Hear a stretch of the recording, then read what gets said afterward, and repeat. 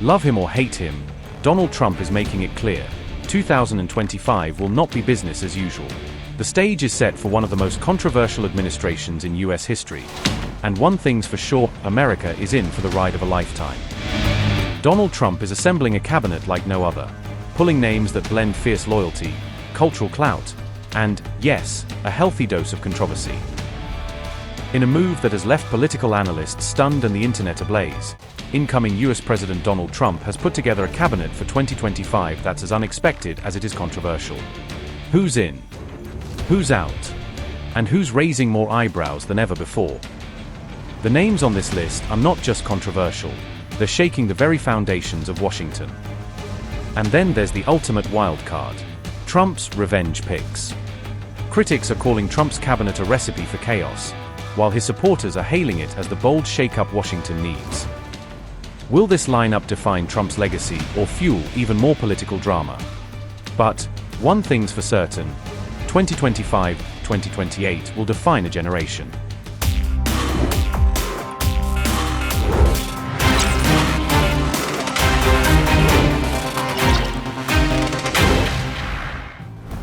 These aren't just political appointments, they're power moves. Each name is a calculated message, some to his staunchest allies, others to his fiercest enemies. Let's talk about the names that's already dominating headlines. Do you believe Cuba is a state sponsor of terrorism? Without a question, and I'll tell you why. Number one, the FARC, which is, elements of the FARC and the ALN for that matter in Colombia. These are narco-terrorist organizations, and have been. They started out as ideological organizations and now figured out they're Marxists, but they want to make money selling cocaine. So they've done that. They have had the full support of the Cuban regime throughout their entire existence. We know that Cuba has been friendly towards Hamas and Hezbollah, openly friendly towards Hamas and Hezbollah. We know as well that the Cuban regime, for example, hosts not one, but two countries' espionage stations within their national territory, 90 miles from the shores of the United States, and they provide valuable insights and cooperate with these elements. We know that they have strong ties to Iran as well. Trump intends to nominate Senator Marco Rubio of Florida to be Secretary of State. The selection marks some distance from when Trump and the Florida senator were rivals in the 2016 Republican primaries. Rubio, 53, a member of the Senate Foreign Relations Committee and the top Republican on the Senate Intelligence Committee, is a China hawk with extensive foreign policy experience. We do not have a revenue problem in the United States of America. We have a spending problem. That historically, for the past 40 or 50 years, revenues, federal government revenues, have averaged about 17 to 17.5% of GDP. Yeah. And spending has been slightly over that, leading us to a 3.5% budget deficit. The longtime investor and hedge fund manager was little known outside of Wall Street until he became one of the top economic advisors to President-elect Donald Trump's campaign. Bessent is a former protege of George Soros, the billionaire investor and Democratic megadonor. After Trump won the election in November, Bessent won an unusually public and messy contest to be nominated for the Treasury Secretary role. Bessent is also openly gay, and he and his husband, former New York City prosecutor John Freeman, have 2 children. Trump picked Robert F. Kennedy Jr. to lead the Department of Health and Human Services, saying he will take on industrial food complex and drug companies who have engaged in deception, misinformation, and disinformation, and will make America great and healthy again. Kennedy has a long record of criticizing vaccines, including spreading misleading claims about their safety. Kennedy has vowed to combat an epidemic of chronic diseases and believes that large drug and food companies are to blame for a broad swath of ailments. He has claimed a number of health issues have worsened due to federal inaction, including autism, attention deficit hyperactivity disorder, sleep disorders, infertility rates, diabetes, and obesity.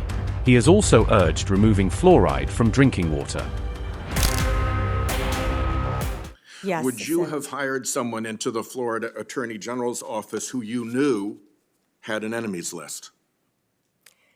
Senator, to cut to the chase, you're clearly talking about Kash Patel. I don't believe he has an enemies list. He made a quote on TV, which I have not heard, I saw your sign, or Senator Durbin's sign about Kash, but I know that Kash Patel has had 60 jury trials as a public defender, as a prosecutor.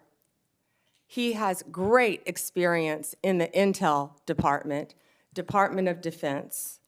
I have known Kash, and I believe that Kash is the right person at this time for this job. You'll have the ability to question Mr. Patel. And I'm when- questioning you when right you now do. about whether you will enforce an enemies list that he announced publicly on television. Oh, Senator, I'm sorry. There will never be an enemies list within the Department of Justice. Thank you. Trump announced on November 30th, 2024, that he plans to name Kash Patel as his director of the FBI. In his 2023 book, Government Gangsters: The Deep State, the Truth, and the Battle for Our Democracy, Patel laid out his case against what he refers to as the deep state, an amorphous term he said includes elected leaders, journalists, big tech tycoons, and members of the unelected bureaucracy. Patel has heavily criticized the FBI, and in a podcast interview in September, he called for the agency's headquarters in Washington, D.C., to be dismantled and turned into a museum of the deep state.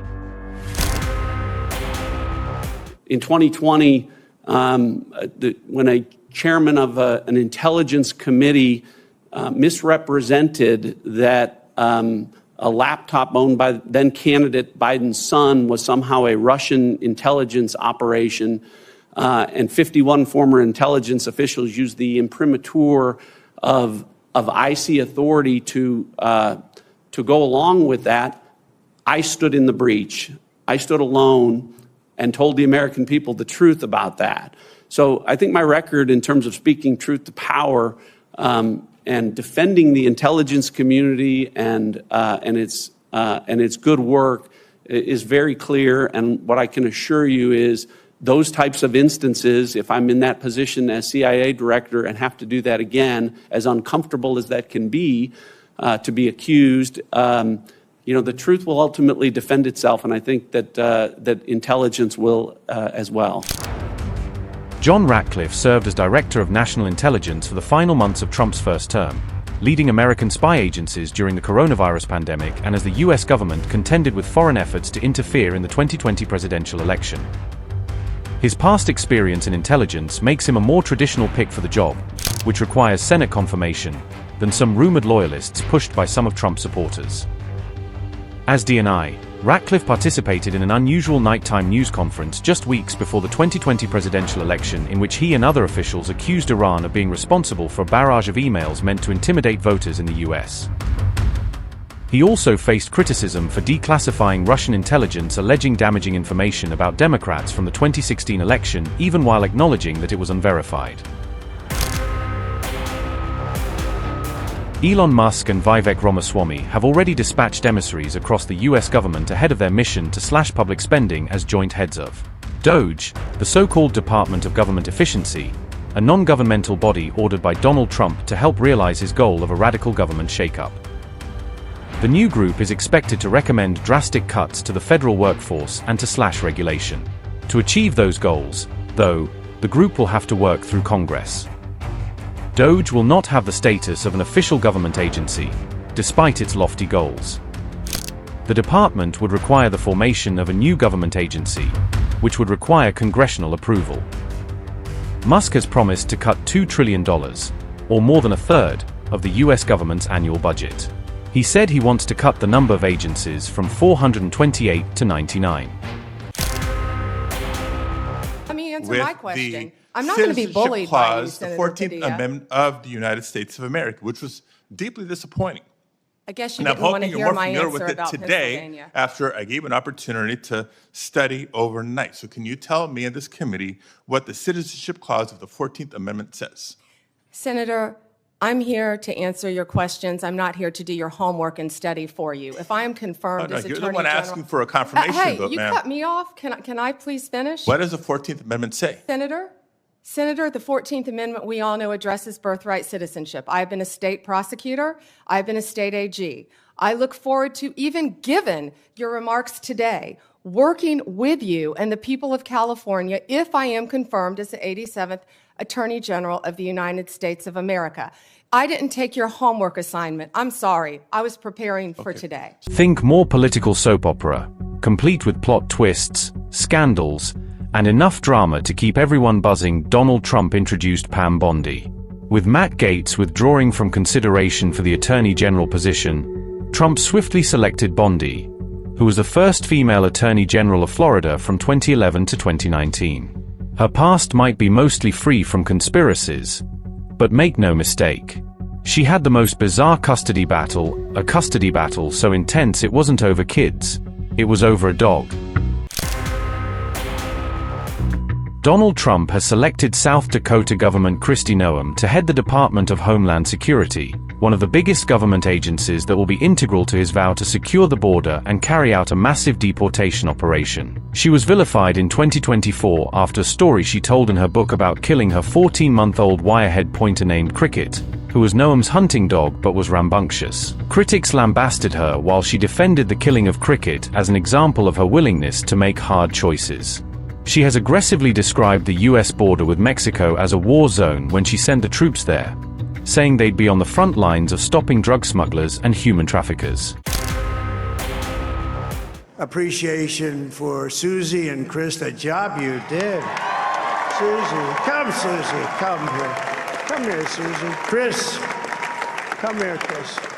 Susie likes to stay sort of in the back, let me tell you.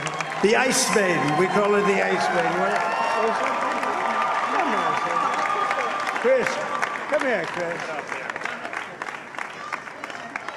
Susie likes to stay in the background. She's not in the background. Come here, Susie. When Donald Trump delivered his victory speech in West Palm Beach, among those he thanked was a woman he called the Ice Maiden, a low-key manager, whom experts prefer to call the de facto leader of the Trump campaign, tipped to be White House power broker, Susie Wiles, often concealing herself behind a pair of polarized aviators. Susie Wiles is a seasoned Republican campaign manager who played a key role in the election victories of Ronald Reagan, Ron DeSantis, and Donald Trump in both 2016 and 2024. Making history as the first female chief of staff in the United States, she is the first member of Trump's team to be announced. Susie is tough, smart, innovative, and is universally admired and respected, Trump said in a statement. Now, it is true and has been acknowledged that I don't have a similar biography to defense secretaries of the last 30 years. But as President Trump also told me, we've repeatedly placed people atop the Pentagon with supposedly the right credentials, whether they are retired generals, academics, or defense contractor executives. And where has it gotten us? He believes, and I humbly agree, that it's time to give someone with dust on his boots the helm. A change agent, someone with no vested interest in certain companies or specific programs or approved narratives. My only special interest is the warfighter.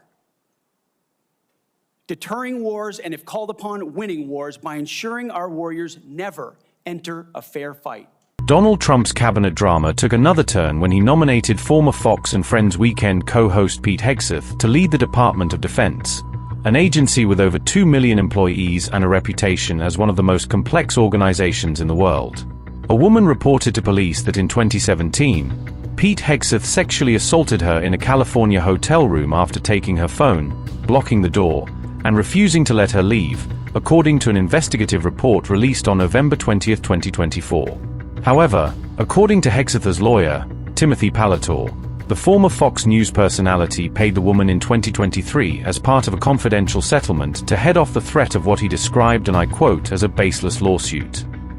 Hegseth is also known for opposing woke military policies. He was deployed in Cuba, Afghanistan, and Iraq while serving with the Army National Guard. Tulsi Gabbard, Trump's director of national intelligence, has been called "our girlfriend Tulsi" and a Russian agent on state-controlled Russian TV. In 2015, when 3 Syrian girls who had narrowly survived an airstrike stood before Gabbard with horrific burns all over their bodies, she asked, and I quote, "How do you know it was Bashar al-Assad or Russia that bombed you, and not ISIS?" Make no mistake, House Concurrent Resolution 121 is a war bill.